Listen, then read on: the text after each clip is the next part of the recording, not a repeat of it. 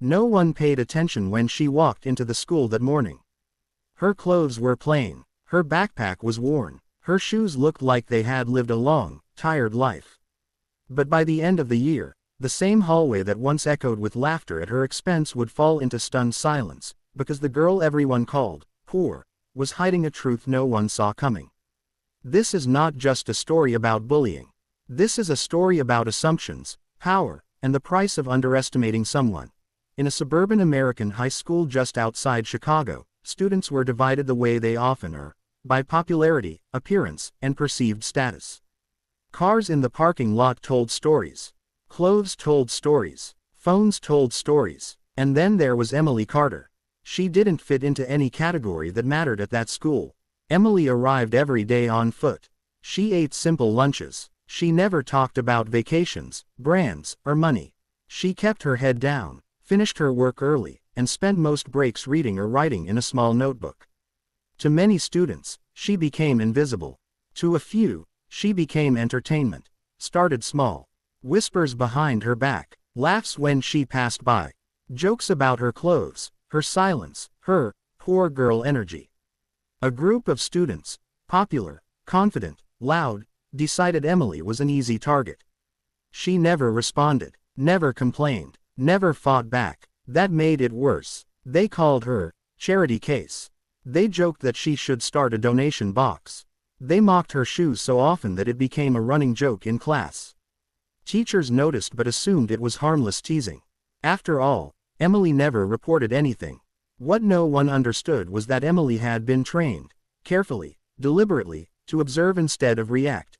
Emily Carter was not poor. She was not struggling. She was not unlucky. Emily Carter was the sole heir to one of the most quietly powerful investment families in the Midwest. Her grandfather had built a financial empire over 4 decades: real estate, private equity, technology investments. Her parents managed assets worth hundreds of millions of dollars. But you would never know it by looking at her life. Emily's parents believed wealth should never be loud.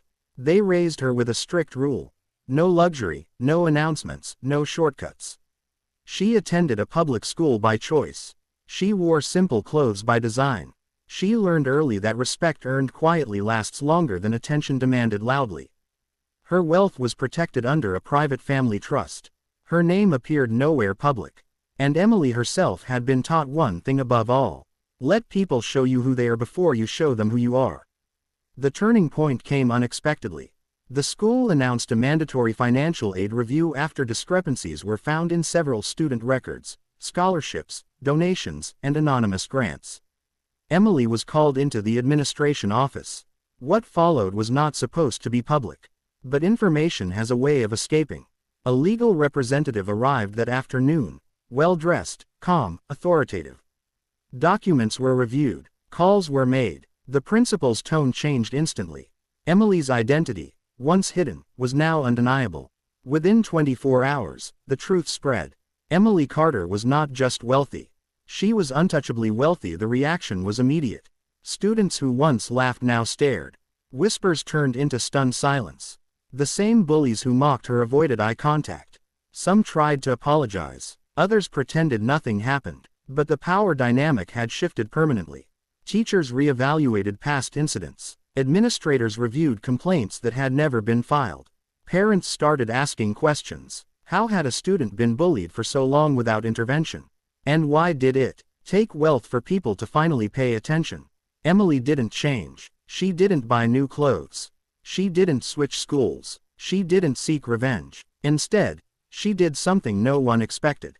She stood up, calmly, clearly, and addressed her class during a school assembly.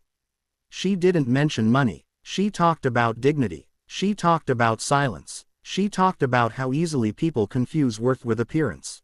And then she said something that would be remembered long after graduation. You didn't hurt me because I was poor. You hurt me because you thought I was. The room went quiet. Emily's story spread beyond the school. Local media picked it up. Online forums debated it. Parents and educators shared it nationwide. Not because she was rich, but because she never used it as a weapon. Psychologists called it a case study in social bias. Teachers used it to discuss bullying and assumptions. Students saw themselves reflected. on both sides of the story. And Emily, she graduated quietly. No headlines, no interviews, no drama, just a young woman who proved that power doesn't need to announce itself to exist. This story isn't about money. It's about judgment. It's about how quickly people decide someone's value based on what they see, and how wrong they can be. Because sometimes, the person you laugh at today is the one who never needed your approval in the first place. And sometimes, the richest person in the room is the one who chooses to remain unseen.